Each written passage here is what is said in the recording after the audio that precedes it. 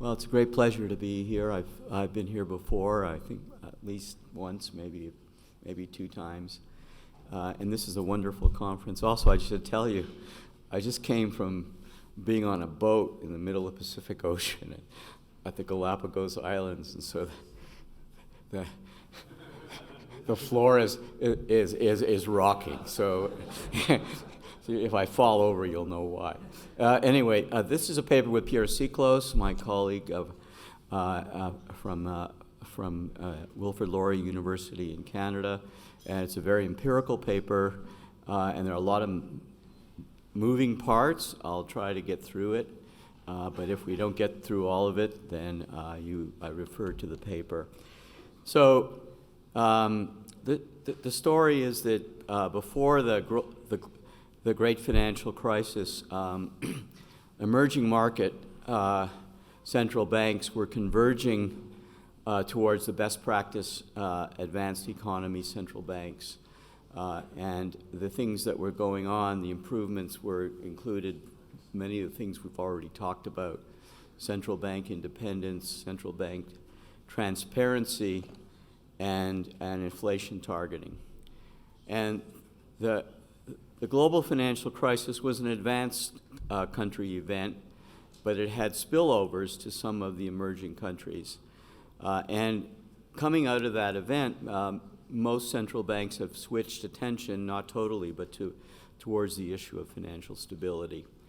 So what we do in this paper is we compare the performance of a group of emerging market countries' central banks with a group of advanced economy central banks before and after the global financial crisis to evaluate how this convergence process has been doing.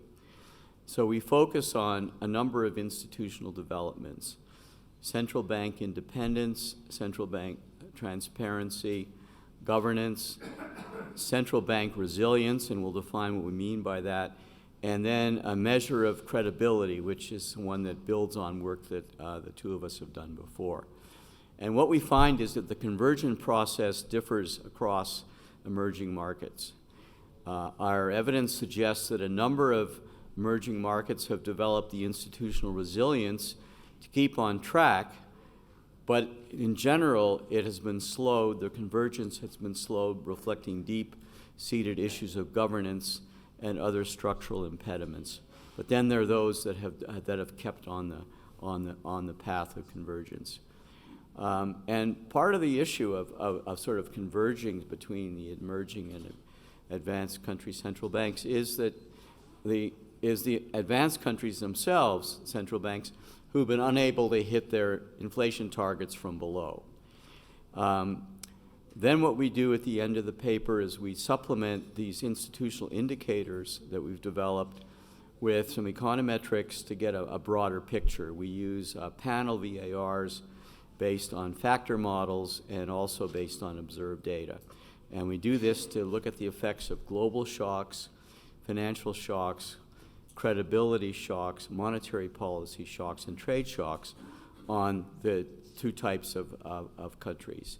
And what the results suggest is that shocks from the U.S., which are our example of global shocks, they affect both advanced and emerging countries in a similar way, but the impact on the emerging countries is greater, reflecting their lower level of resilience.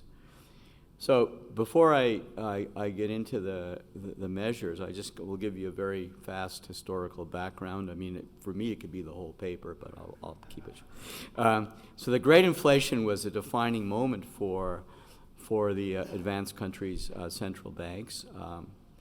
And the high and variable inflation of that period and the stagnation really harmed their credibility. The Volcker shock of 1979 and similar events in the UK and other countries led to the return of credibility for low inflation by the 1990s. And that was aided by central bank independence, by the development of transparency, as Petra talked about earlier, and by the adoption of inflation targeting. And sort of the peak of this was the Great Moderation. The emerging market countries, I don't want to get anybody upset here, I'm not going to pick on anybody, but they had a pretty bad track record in the early post-Bretton Woods period. They had high and volatile inflation and frequent currency and twin crises. And in a sense, it's the political economy in these countries combined with less developed financial institutions and markets that made it difficult to establish an institutional framework for monetary and fiscal stability. But by the 1990s, many of these countries, and the pioneers in this process are right here in this room, many of you, began adopting best practice central banks and economic policy technology. And that was greatly aided by the introduction of inflation targeting, which in the emerging world was pioneered by this institution. But since then, at least until 2006, their inflation rates have converged, have been converging to that of the advanced countries, and their performance on measures of central bank independence and central bank transparency have also improved greatly. And Pierre and I had a paper given at Cartagena, the FLAR conference a few years ago, which sort of showed this. So the global financial crisis was a transatlantic event. It led to major changes in the strategies of central banks in advanced countries, with a greater focus on financial stability, Dodd-Frank in the U.S., Basel III. And some of the emerging countries were hard hit by the global financial crisis, especially those that had pegs and tight financial and trade linkages with the advanced countries. But then there were others which actually did better, reflecting institutional resilience. And many emerging countries have been developing similar policy strategies as the advanced countries, but their financial architecture and exposure through international trade and capital flows have prevented them from advancing to the levels of the advanced countries, so that their circumstances and vulnerabilities are different. So this is, in a sense, was in this recent BIS report. So what we do in the paper, which I won't talk about, is we have an appendix with 6 case studies. We have 3 emerging countries. Because of the region we're in, we did Brazil. We did Chile, Colombia, and Mexico, and then 3 advanced countries. We picked U.S., Canada, and Sweden. So what we do, the empirics in this paper, is there's sort of 2 parts. One is the institutional developments, and the other is the panel VAR stuff. So we have a panel of 29 countries, both emerging countries and advanced countries. We have quarterly data from 1980 to 2018, and then we documented a number of measures of central bank independence, of central bank institutions, institutional development, CBI, central bank transparency, the gap between inflation and inflation expectations, something we call institutional resilience, and then a measure of central bank credibility. So this is central bank independence. So what we do here is we plot average changes in the Dinser and Eichengreen and Petra's up, and we use the data, extend the data from the paper that Petra talked about, from 1998 to 2017. And only 3 of the advanced countries and 2 of the emerging countries experienced a notable increase in central bank independence in the period since the crisis. The experience is pretty similar across the vast majority of countries.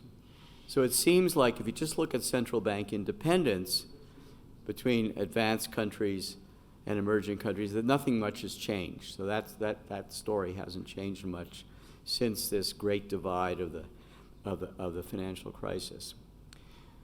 This is central bank transparency, and what we do is we show average changes between 1998 and 15. And unlike central bank independence, we observe that some countries have improved, but it's not evenly distributed. So, for example, what we see is that you find some emerging countries that have done actually very well, even better than the advanced countries.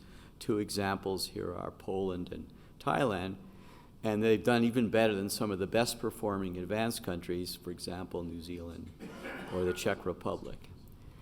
Okay, this figure shows that shows central bank transparency in both the advanced and the emerging countries. So there's a gap between them, but there's little indication that the gap is narrowing that much. Okay. This shows that although central bank transparency in the small open economy advanced countries were greater, exceeded the large ones, that the larger ones, the US, for example, have caught up. In fact, in our earlier work, we talked about how much of the innovation that's occurred in central banking occurred with small open advanced countries like the Scandinavian countries, Canada, New Zealand.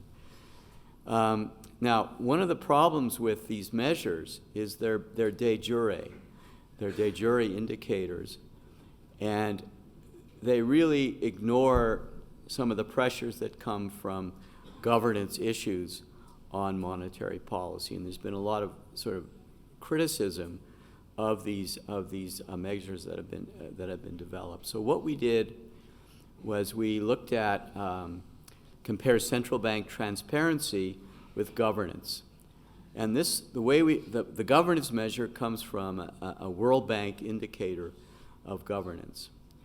And what we see is, when you look at the advanced countries, is that although there was a drop in their quality of governance from 1998 to 2004, the indicator remains relatively stable, which is in contrast to the rise in central bank transparency. But for the emerging countries, in the lower panel, there's a steady drop in the overall quality of governance beginning in 2005 that continues to the end of the sample.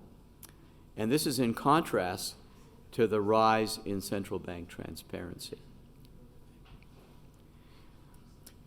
Okay, so so those are the two. We've talked about two measures: transparency, central bank independence. Then we look at inflation and inflationary expectations. And so what we do is we first look at the distance between inflation in each country between 2000 and 2018 versus U.S. inflation. Now, you could say, wait a minute, why are you picking the U.S.? I mean, in general, we're assuming I'm not assuming it's the gold standard of inflation performance, and in recent years hasn't been doing as well as some other countries in hitting their targets, but it's I think a pretty reasonable metric. The distance remains highest between U.S. inflation and inflation in the emerging countries. Okay. And then what we do is we look at inflation and inflation expectations. And so this figure shows the gap between observed CPI inflation and an average of expected inflation rates for selected groups of countries. And the way we measured expected inflation is the mean of a 1 year ahead inflation rate that comes out of a consensus forecasts and forecasts from the IMF WEO. And what this would show you is that if there's a large gap, that would suggest that expectations have become unanchored. So what we have, so we have in the first upper panel, we show all countries. Then we show all advanced countries. Then we show those that were inflation targeting and those that weren't inflation targeting. And then we show the original inflation targeters, the small countries.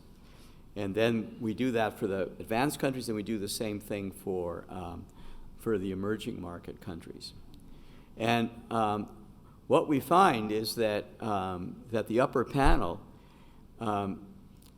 we find that the gap between, for the advanced countries, between the inflation targeting advanced countries and the non-inflation targeting countries, it was quite large in the early 1990s, but it closed over the whole period. Okay, so you can see that pattern. If you look at the emerging countries, the gap between countries that target inflation and those that don't is pretty volatile, but then it starts to come down. Okay, but notice at the end you get this gap that it's quite a big gap that opens up between the non-IT emerging countries and the others. And so what that tells us is that the adoption of inflation targeting was important. It was very important for the advanced countries and probably more important for the emerging countries. Okay. Another factor that might matter is global factors.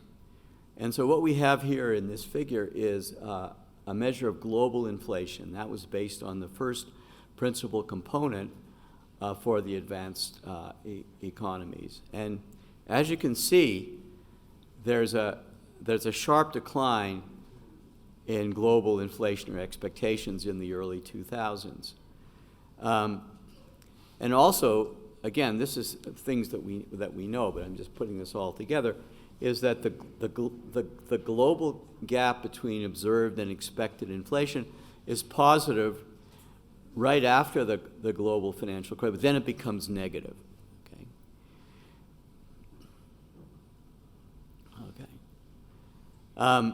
So then what we did was we looked at some case studies. So, and this affects, I think, people from this room. I'm not sure if there's anybody from Sweden here. But what we did was we compared an inflation targeting emerging country, South Africa, so we have somebody from there, with an IT advanced country, Sweden, to show you the different experience. So this is figure 7. And the key takeaway that comes from this figure is to show that countries in the emerging groups generally tend to have, and this is, we just picked this example, but inflation tends to be above their inflation targets. Whereas in the advanced countries, since the crisis, and even more so now, is they're struggling to hit their targets.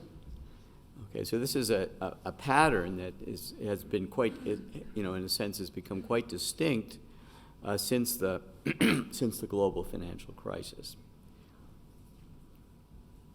Okay, so the next thing we did was we looked at a measure of resilience, because what came out of the experience of the global financial crisis is that some countries did a lot better than others in the face of the shocks. And so obviously there's something else going on that maybe explains why some countries perform better than others.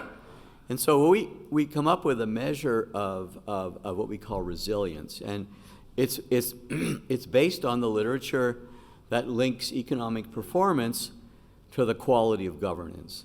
And that comes from work done by Acemoglu and others, quite a few others, which sees it as a function of the strength of democratic institutions. And so based on that, we create an indicator of resilience. And what we did was we aggregated 10 institutional indicators, and then what we do is we normalize each one to give you values that range between 0 and 1, okay? Then what we did was we aggregated the scores to give us this indicator. And there are 10 factors, so 7 of the factors that tend to increase resilience are central bank independence, central bank transparency, flexibility of the exchange rate, the quality of governance, openness of the capital account, and financial and trade openness. So these are the sort of resilience improving factors. And then there are three factors that would reduce resilience: greater economic policy uncertainty, higher geopolitical risks, and then the incidence of financial crisis. So we have indicated measures of all of these 10 variables, and we describe that in the paper. And so this is the index. The index ranges between -3 and +7.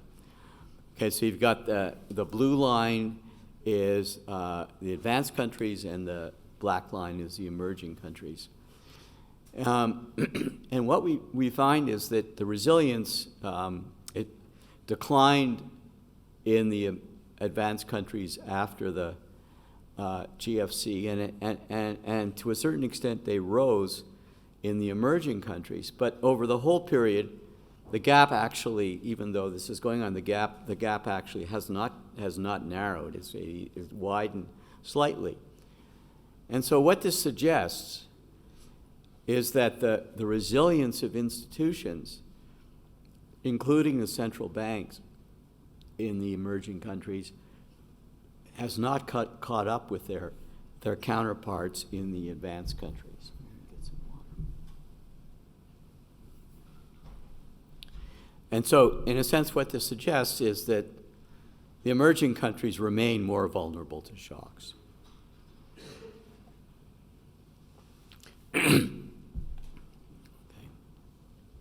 Okay.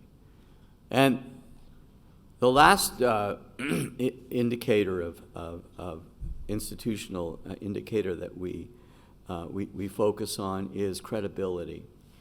And Pierre and I have written a few papers in the past that come up with measures of credibility. And so what this does is it extends the work that we did in the paper we did for Cartagena, and one we did for the Norges Bank, and another one for the Riksbank.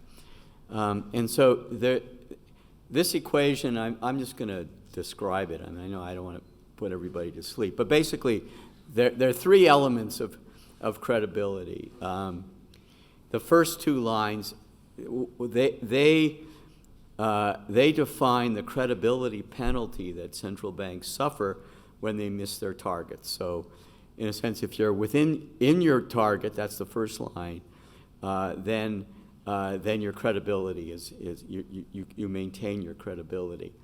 And we have this tolerance band around the target, and we set that at 1% if you're in advanced countries, and 2% if you're an emerging country. But then if inflation exceeds this band, then the penalty you pay becomes a quadratic. Okay, that's the second line. And so credibility is defined as the absolute value of the level of the losses when you're inside the tolerance range. Okay, so that's the first part of our measure of credibility. That's the one we used in other papers. Okay, then what we do is let me just go on a bit more. So we allow for the possibility that the targets are unobserved. So what we do is we have three ways of measuring the target. So we have three different filters here. Okay. And then the second element of our credibility, so one is hitting your targets or not. And the second element is the impact of monetary policy uncertainty. So this is the second part of this credibility measure. And to proxy monetary policy uncertainty, we sum the square differences between forecasts of inflation and forecasts of the deviation of output from deviations of output from potential output. And the data comes from consensus economics and the world economic outlook. And the way this works is the greater the monetary policy uncertainty, that translates into larger differences in the outlook for the economy. Okay, so that's the second. The third component is global inflation. So we use the same measures of global IT that we used in inflation that we used in Figure 6. Okay, so then we add the three things together, and then we have that all comes together in equation 2. And we have two measures of credibility. One is sort of the raw measure that comes out of this calculation, and secondly is we normalize it. We normalize it so it comes to 1. And it's this the term we call cred 4, okay? And that transforms the raw estimates into ones that range from 0, perfect credibility, to 1. And we come up with this metric by looking at the historical credibility of an economy's monetary policy. This is based on looking at the whole history of each of these countries. So this, just to sort of play regional football, so here I'm comparing two countries, Argentina and Chile.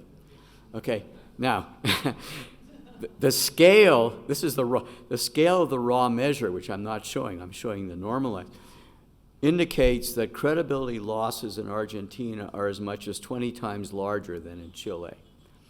Okay, now what happened is that for Chile, and credibility fell sharply in the crisis, but then it recovered and then it later declined, actually for both of them. But Argentina suffered very large losses when the currency board collapsed in 2002, and again in 2014 with sovereign debt problems and high inflation. The credibility loss was less in Argentina than Chile during the global financial crisis. So you can do this. You can do this for all the countries. Okay. And then the other thing I do, and I'm going to go fast here so I get through the rest of the paper. So then we did a comparison between advanced and emerging countries. And this is in Figure 10A. And basically, credibility is above, for advanced countries, above the emerging countries. But then it declines for both of them in the financial crisis. And then the gap, again, is restored afterwards. We then do it for large advanced countries. We do it for the small open economies. We do it for the BRICS. And we do it for the original IT countries. And we do it for Asia. And here we finally did it for Latin America. Okay, so we have 5 countries from Latin America. Okay, so that's again, all the details of this are in the paper. Okay, so the last thing we do is we looked at the impact of shocks, and I'm not going to have time to really go in detail into this. We looked at a number of different types of shocks: real shocks, monetary, financial, trade, credibility, and global shocks coming from the U.S. We have a table here that shows you, we do two things. We do factors, we do a factor VAR, and we do a regular VAR, okay? We use, the factors that we used are in this table. I tell you all the variables that we took for the first principal components of to come up with our measures of each of these different types of shocks, okay? We also just use time series, individual time series, for real GDP growth, a change in the real exchange rate growth, and monetary policy. Okay. Then we estimated these panel VARs, and we ordered it so that using the observed data, so we had real GDP growth first, then financial conditions, the trade factor, central bank credibility, the policy rate, and U.S. shocks. And then I've got these two figures here, which probably will confuse everybody. I'll put them on fast. But basically, we do it, we show the impulse response functions for the advanced countries and then the emerging countries to these different kinds of shocks. And then we show the effects of U.S. shocks on advanced countries and emerging countries. I have, in this table, I just summarize some of this stuff. So I show, this is for advanced countries, we show what happens when there's a policy shock. So what happens is, in the upper panel, is that credibility, the real exchange rate, and GDP goes down. For a trade shock, credibility and policy rates go up. And for a financial shock, GDP goes up, okay? For emerging countries, policy rate goes up, and that means for all these countries, and credibility goes up, opposite to the advanced countries.